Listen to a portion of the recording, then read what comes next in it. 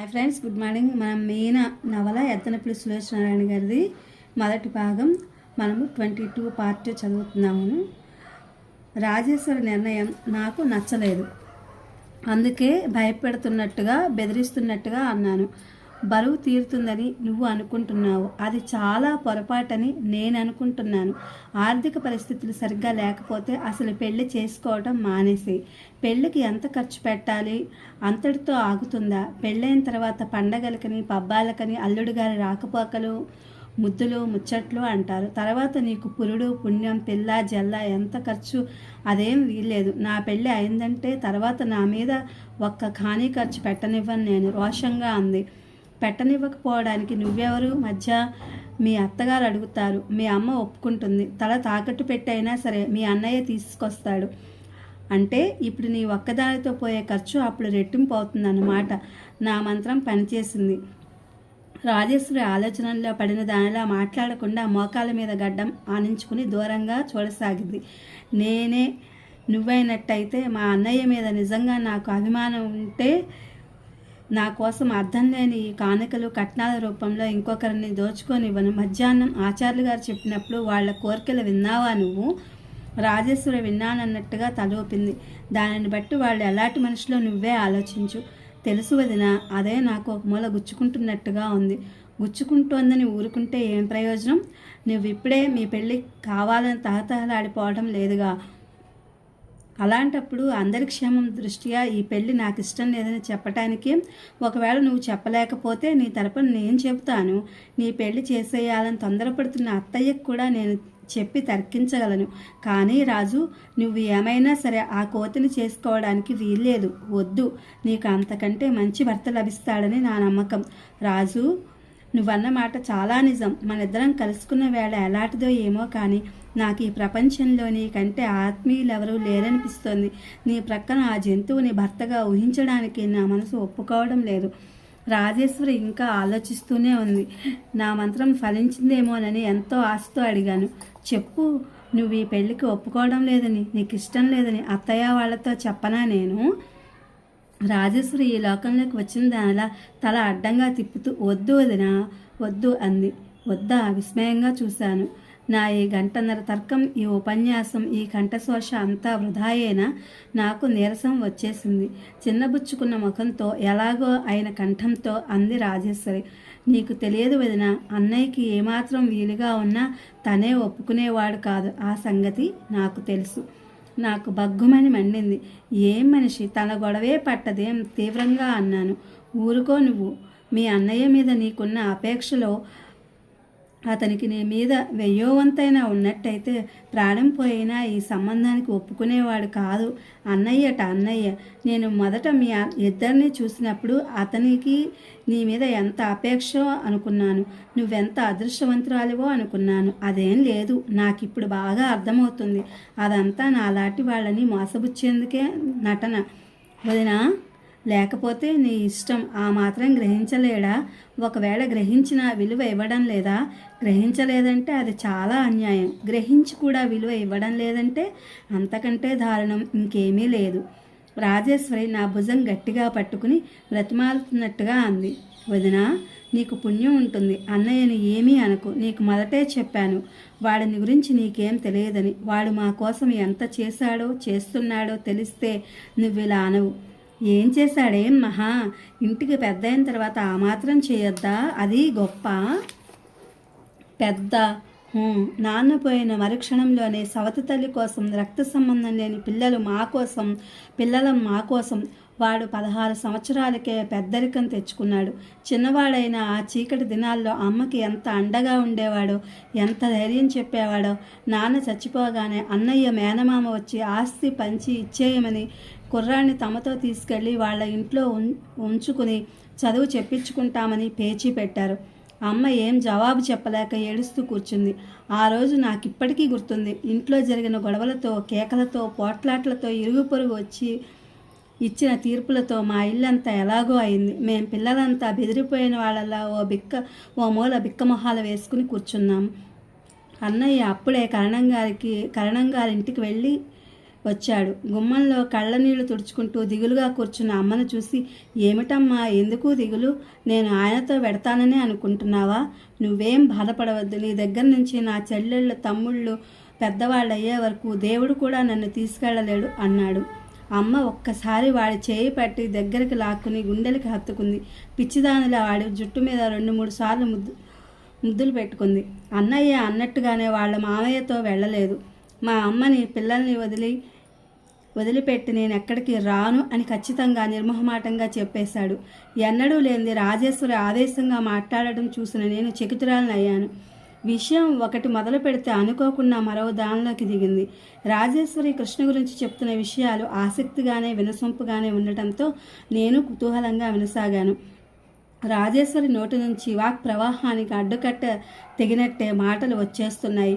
High స్కూల్లో చదివేటప్పుడు ఆటల్లో చదువుల్లో అన్నింటిలో అన్నయ్యే ఫస్ట్ ఉండేవాడు. వాడికి చిన్నప్పటి నుంచి మొక్కలంటే తగని అపేక్ష, చెప్పలేనంత కుతూహలం. ఎప్పుడూ తను బీఎస్సీ చదివి ఎంఎస్సీ పాస్ అయ్యి రీసెర్చ్ చేస్తాడనేవాడు. కానీ ఏం లాభం? వాడు స్కూల్ ఫైనల్ పాస్ అయ్యి కాలేజీలో ఇంటర్ 2 సంవత్సరాలు చదివేసరికి తాతను దిగొచ్చారు. ఇంట్లో వాడు లేకపోవడంతో అన్నీ ఇబ్బందులుగానే ఉండేవి. అమ్మ అయితే చిన్నపిల్లల బెంగపడిపోయింది. ఇంటర్ ఫస్ట్ క్లాస్లో స్టేట్ మొత్తానికి మొదటి వాడిగా పాస్ అయ్యాడు. బీఎస్సీలో చేరడానికి స్కాలర్షిప్ వచ్చింది. కానీ ఆ వేసవి సెలవుల్లో ఇంటికి వచ్చాడు. ఇంటిని అమ్మని చూసి పరిస్థితులు గమనించి కాలేజీలో చేరనని చెప్పేశాడు. కరణం గారు వాళ్ళు అమ్మ ఎంతో చెప్పి చూశారు. కానీ వినలేదు వాడు. మొండిగా తిరస్కరిస్తూ, ఇంకో సంవత్సరం నేను వేరే ఊళ్ళో ఉంటే అమ్మ నాకు దక్కదు. తండ్రి లేని వాళ్ళమే అయ్యాం. ఇప్పుడు చూస్తూ చేతులారా తల్లి లేని వాళ్ళం కాలేము మేము అన్నాడు. అన్నయ్యకి ఉద్యోగాల మీద ఎప్పుడూ గౌరవం కానీ నమ్మకం కానీ లేవు. వాడు చిన్నప్పటి నుంచి స్వతంత్రంగానే బ్రతుకుతాను అనేవాడు. అన్నట్టుగానే డిగ్రీ కూడా రాలేదు. కరణం గారి సలహా మీద ఇప్పుడు చేస్తున్న పొలం కౌలుకు తీసుకున్నాడు. ఆ పొలం రంగరాజు అని ఈ ఊరు అతనిదే. అతను పెళ్లి చేసుకుని ఇల్లరకం వెళ్ళిపోయాడు. ఇప్పుడు మీ హైదరాబాదులోనే ఉంటున్నట్ట. అత్తగారి తరపున అతను ఆశించినంతగా ఆస్తి రాలేదు. ఇక్కడ ఇల్లు ఇంకా పొలం అమ్మేశాడు. అన్నయ్య 6 సంవత్సరాలు ఒకేసారి కౌలు రాసుకోవడం వల్ల ఇది అమ్మడానికి వీల్లేకపోయింది. ఎప్పుడు ఏమాత్రం ఇబ్బంది వచ్చినా పొలానికి బేరం వచ్చింది అమ్మేస్తున్నానని ఉత్తరాలు వ్రాస్తాడు. ఆ ఉత్తరం చూసిందంటే అమ్మ నిద్రపోదు, అన్నం తినదు. అన్నయ్య ప్రాణం తాకట్టు పెట్టైనా సరే ఆ డబ్బు ఆ సమయానికి పంపేస్తాడు. ఎంత ఉంటుంది దాని ఖరీదు అన్నాను. 4 ఎకరాలుంది. ఎకరం 5,000 చొప్పున 20,000 రావచ్చు, అంతకంటే ఎక్కువ కూడా రావచ్చు. బన్ననీ మధ్యనే మళ్ళీ ఉత్తరం వచ్చింది. నువ్వు వచ్చిన తర్వాతనే. నేను వచ్చిన తర్వాతన ఎప్పుడు అన్నాను. రాజేశ్వరి క్షణం ఆలోచించి, మనం కరణం గారింటికి పేరంటానికి వెళ్ళి వచ్చామే ఆ రోజే. నాకు సులభంగానే గుర్తుకొచ్చింది. అత్తయ్య ఆనాడు నాకు రాజేశ్వరికి దిష్టి తీసేటప్పుడు, దుఃఖాన్ని అణుచుకునడం, భోజనాలు చేసేటప్పుడు కృష్ణ దిగులు పడకమ్మా నేనున్నాగా అని ధైర్యం చెప్పడం, అది ఏమై ఉంటుందా అని నేను ఆలోచించడం అన్నీ నాకు మెరుపులా గుర్తుకొచ్చాయి. డబ్బు పంపాడా మరి అన్నాను. పంపాడన్నట్టు తల ఊపింది రాజేశ్వరి. ఇలా ఎన్నాళ్ళు మరి? ఇంతకంటే ఎక్కడో అక్కడ అప్పు తెచ్చుకుని మీరు కలిపేసుకుంటే నయం కదూ. అన్నయ్య ఉద్దేశం అదే. కానీ 20,000 ఎక్కడి నుంచి వస్తుంది? అంత పెద్ద మొత్తం ఒక్కసారి ఎవరిస్తారు? మాకు ఇచ్చిన వెంటనే తెచ్చడం సాధ్యం కాదు. దానికి తోడు నేను ఒకదాన్ని పెళ్లికి ఎదిగాను. నాకు వయసు వచ్చిందనే సంగతి నాకు అమ్మకి అంతగా గుర్తు లేకపోయినా ఊళ్ళో వాళ్ళంతా ఎప్పుడూ గుర్తు చేస్తూనే ఉంటారు. అందుకే ఈ 2 సమస్యలు తీర్చడానికి అన్నయ్య సుందరిని చేసుకోవడానికి ఒప్పుకున్నాడు. సుందరి? ఆవిడెవరు? ఆవిడ కాదు, అమ్మాయే. దాదాపు మన వయసే ఉంటుంది. ఈ ప్రక్కనే దబ్బలూరని ఆ ఊళ్ళో ఉన్న పురుషోత్తం గారి అమ్మాయి. ఆయన ఈ చుట్టుప్రక్కల బాగా పలుకుబడి ఉన్నవాడు. మోతుబరి రైతు. బాగా డబ్బుంది. ఆయనకు ఒక్కతే కూతురు. పురుషోత్తం గారికి మాకు ఏదో దూరం బంధుత్వం కూడా ఉందట. అన్నయ్య సంగతి ఆయనకు బాగా తెలుసు. అన్నయ్య అంటే చాలా ఇష్టం. అన్నయ్య గనక తన కూతుర్ని చేసుకుంటే కట్నంగా 4-5 వేలు ఇవ్వటమే కాకుండా ఈ తోట పొలం తను కొనేసి కూతురి పేరు మీద పెడతానన్నాడు. అన్నయ్యకి ఇంత క్రితం 2 సంబంధాలు వచ్చినాయి. వాళ్ళు బాగా ఉన్నవాళ్లే. ఒక ఆయన బందర్లో లాయరు. ఆయనకి ఒక్కతే కూతురు. ఆయన అన్నయ్యకి చదువు చెప్పించి ఫారెన్ పంపిస్తానని చెప్పాడు. ఆ పిల్లని మేము కూడా చూసాం, చాలా బాగుంది. కానీ వాళ్ళు ఇల్లరికం రావాలని కోరడంతో అన్నయ్య ఒప్పుకోలేదు. అంత మంచి సంబంధం మా కోసం వదులుకున్నాడని అమ్మ కూడా చాలా బాధపడింది. కానీ ఏం చేయగలం, మేము వాడి కాళ్ళకు సంకెళ్ళం అని మాకు తెలుసు. మేము మా అంతటా విడిపించుకోలేం, వాడు తెగ్గొట్టుకోడు. ఏం ఈ సుందరి అనే అమ్మాయి బాగుండదా? కుతూహలంగా అడిగాను. బాగంటే చూడడానికి ఎర్రగానే ఉంటుంది, కానీ ఆ ఎరుపులో అందం లేదు. పిండి బొమ్మలా పాలిపోయినట్టుగా ఉంటుంది. అన్నయ్య పొడుగు, ఆ అమ్మాయి వాడి భుజాల దగ్గర కూడా రాదు. ప్రక్కన చూస్తే ఈడు జోడు కాదని స్పష్టంగా తెలుస్తుంది. అందులో ఒక్కతే పిల్లేమో మహామొండి, ఎవరు ఏది చెప్పినా వినదు. ఆ అమ్మాయి స్వభావం తెలిసిన అమ్మ సందేహిస్తుంటే అన్నయ్య, పర్వాలేదమ్మా, ఎవరో ఒకరు సర్దుకుపోతే సరే, నేను సర్దుకుంటాలే అంటూ మాట ఇచ్చేశాడు. అన్నయ్య వాళ్లకు మాట ఇచ్చి చాలా రోజులైంది. నాకు సంబంధం కోసం అడిగారు, నా సంబంధం కోసం ఆగారు. ఇన్నాళ్ళు ఇంచుమించు 2 పెళ్ళిళ్ళు ఒకేసారి చేసేయాలని అనుకుంటున్నారు. నాకెలాగో ఉంది, కృష్ణ ఎవరికో వాగ్దానం అయిపోయాడని, అతను సమర్థుడని తెలిసి నాకు మనసంతా విచిత్రమైన భావంతో నిండిపోయింది. సుందరిని నువ్వు చూస్తే అన్నయ్య చేసే త్యాగం ముందు నాదెంత అల్పమైనదో నీకే తెలుస్తుంది. ఆ తోట కోసం కాకపోతే వాడు ఒప్పుకునేవాడు కాదు. చూసే దిక్కులేక పైరు వేయకుండా బంజరు భూమిలా పడి ఉండే ఆ పొలం సుక్షేత్రమే అనుకో. అన్నయ్య దాన్ని కౌలుకు తీసుకున్నప్పుడు ఊళ్ళో అంతా నవ్వారు. తర్వాత వాడు ఒక పద్ధతి ప్రకారం దాన్ని సాగు చేసి తోటలా మార్చాడు. ఇప్పుడు మాకు దాని మీద బాగా లాభం వస్తుందన్నమాట నిజమే, కానీ ఈ లాభం వెనుక ఎంత శ్రమ ఉందో, ఎంత కష్టం ఉందో ఎవరూ ఆలోచించరు. ఇప్పుడు ఊళ్ళో అందరి కళ్ళు దాని మీదే ఉన్నాయి. అందుకే ఆయనకు ఈ ధర కొంటాము, ఆ ధరకు కొంటామని ఉత్తరాలు వ్రాస్తున్నారు. ఆయనకు ఇప్పుడు మంచి ధర వస్తుందన్నమాట కూడా నిజమే. నాకు ఈ తోటలో ఏ చెట్టు చూసినా, ఏ చిగురు, ఏ ఆకు, ఏ కొమ్మ వైపు కళ్ళు కదిపినా నాకు అందులో అన్నయ్య అహోరాత్రులు పడిన శ్రమే కనిపిస్తుంది. ఇప్పుడు చెప్పు వదిన, ఈ ప్రపంచంలో ఎంతమంది జ్యేష్ఠపుత్రుల కుటుంబం కోసం ఇలా కష్టపడుతున్నారు? ఎంతమంది తమ కర్తవ్యం గురించి బాధ్యతల్ని సక్రమంగా నిర్వహించగలుగుతున్నారు? నీ సంగతి ఏమో తెలియదు, కానీ నేను చూసిన వాళ్ళలో 100కి 1 కూడా మా అన్నయ్యలా లేరు. అందుకే ఇలాంటి అన్నయ్యని కలిగినందుకు నాకు గర్వం. కానీ రాజేశ్వరి మోకాళ్ళ మీద ముఖం దాచుకుంటూ అంది, మా కోసం వాడు ఇంత కష్టపడ్డాడు, తన భవిష్యత్తు లక్ష్య పెట్టలేదు, రీసెర్చ్ చేయాలనే కళని గంగార్పణం చేశాడు, ఆహర్నిశలు అనుక్షణము మా క్షేమం కోసం గొడ్డు చాకరీ చేశాడు. తను ఒక్కడే అయినట్టయితే ఆ శ్రమకి ఎన్ని రెట్లు సుఖపడేవాడో. నాది ఒకటే బాధ, మా కోసం వాడు చివరికి సంసార జీవితంలో దూరం అవటానికి కూడా సిద్ధమవుతానన్నాడు. అది నేను భరించలేకుండా ఉన్నాను. సుందరి స్వభావం మేము ఆ నోట ఈ నోట బాగానే తెలుసుకున్నాము. నేను సర్దుకుపోగలనులే అని వాడన్నాడు. అన్న మాట తప్పని వాడు కాబట్టి సర్దుకుపోవచ్చు కూడా. కానీ ఆ సర్దుకుపోవడానికి వాడి జీవితాంతం ఎంత సహనం తీసుకోవాలో, సుఖశాంతులు ఎంతగా పణంగా పెట్టాలో నాకు తెలుసు. మాకింత చేసినందుకు వాడికి దక్కే ప్రతిఫలం ఇది. నా స్వభావం వేరు వదిన, నేను ఎలాంటి వాళ్ళతోనైనా ఇట్టే సర్దుకుపోగలను. కానీ వాడు పూర్తిగా అందుకు విరుద్ధం. వాడి మనసు ఎంత సున్నితమో అంత దూకుడు కూడా. నేను కోరుకునేది, దేవుడిని ప్రార్థించేది ఒక్కటే, అన్నయ్యకి ఈ సుందరి కాకుండా ఇంకెవరినైనా అమ్మాయిని కాస్త వాడి కంటికి నచ్చిన పిల్ల, వాడిని వాడుగా అర్థం చేసుకుని గుర్తించగలిగిన మనిషి తోడుగా దొరకాలి. మా కోసం వాడి జీవితం 100కి 100 పాళ్ళు బలి కాకూడదు. మేం పెద్దవాళ్ళమైన తర్వాత వాడు ఈ బాధ్యతల బరువులు వదిలించుకుని తన భార్యతో పిల్లలతో సుఖంగా ఆనందంగా ఉండాలి.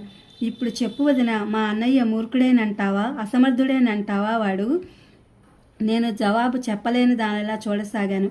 రాజేశ్వరి తలెత్తకుండానే దిగులు గూడగట్టుకున్న స్వరంతో అంది, అన్నయ్య కోసం, అన్నయ్య భవిష్యత్తుని బలిదానంగా కోరే ఆ పొలం కొనడానికి కావలసిన 30,000 కోసం నేను ఏం చేయటానికైనా సిద్ధంగా ఉన్నాను. చివరికి కుంటి గుడ్డి అయినా లక్ష్య పెట్టకుండా డబ్బు గలవాడైతే కాటికి కాలు చాచుకున్న ముసలివాడినైనా సరే చేసుకోవడానికి సిద్ధంగా ఉన్నాను. అసలు భగవంతుడు నన్నెందుకు ఆడపిల్లగా పుట్టించాలి? మగపిల్లాడైతే వాడితో సమంగా ఆ బాధలు బాధ్యతలు పంచుకోగలిగేదాన్ని. ఇద్దరం కలిసి కష్టపడేవాళ్ళం. నేనేం చేయలేను. చివరి మాటలు నిస్సహాయంగా గుండెల్ని చీల్చుకుంటూ వస్తున్నట్టుగా నాకు చెబుతున్నాననే మాట మర్చిపోయే దానిలా తనకి తాను చెప్పుకుంటున్నట్టుగా అంది రాజేశ్వరి.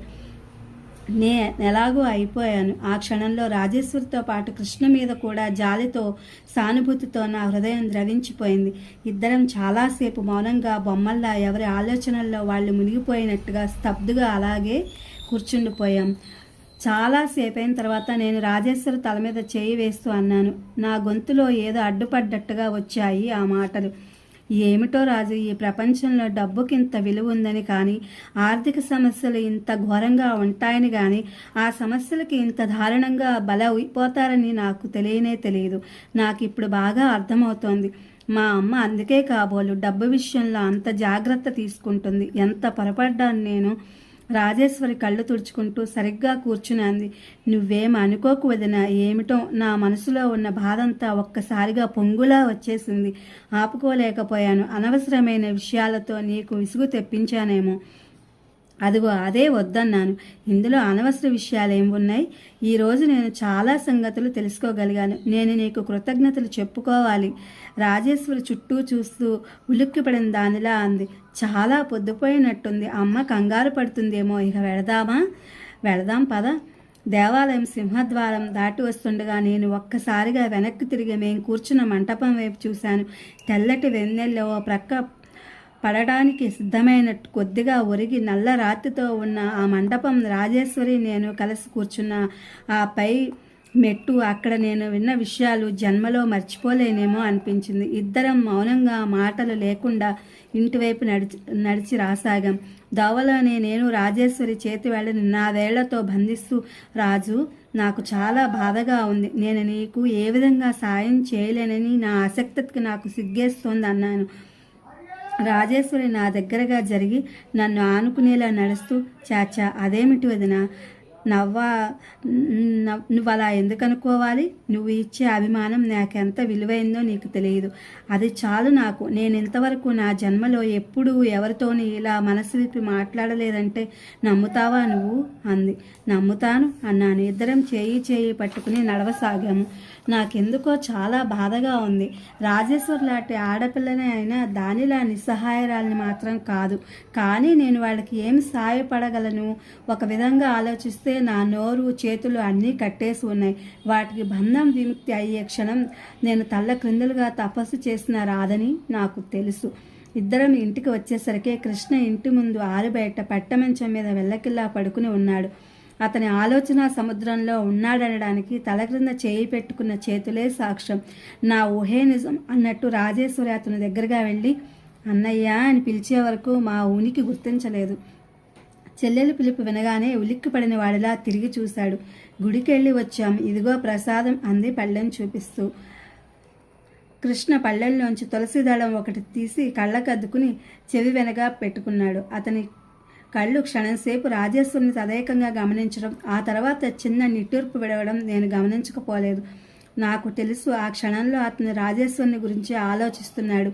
లోపలికి వచ్చి బట్టలు మార్చుకుంటుంటే నా మనసంతా ఎలాగో అనిపించసాగింది. నేను రాజేశ్వరిని పెళ్లి గురించి అసంతృప్తి చెందుతున్నట్టే రాజు తన అన్నగారిని గురించి సరిగ్గా అలాగే భావిస్తోంది. రాజేశ్వరి పెళ్లి తప్పాలంటే ముందు కృష్ణ బంధవిముక్తుడవ్వాలి. కృష్ణ సుందరి అనే అమ్మాయికి వాగ్దానం అయిపోయాడని తెలియగానే నాకు అతని పట్ల నిస్సంకోచమైన అభిమానం కలిగింది. మనసులో మారుమూల లోపల ఎక్కడో సుందరిని చూడాలనే కాంక్ష కూడా ఉత్పన్నమై బలీయమైన కుతూహలంగా మారసాగింది. ఇది ఫ్రెండ్స్ 22 పార్ట్ ఎద్దనపూడి సులోచనారాణి గారి మీనా నవలకు వాయిస్ ఓవర్ ఇచ్చాను. ఇది మీరు విని ఆనందించగలరు. Please my channel like, share, subscribe and comment. Thank you for watching. Thank you for your support.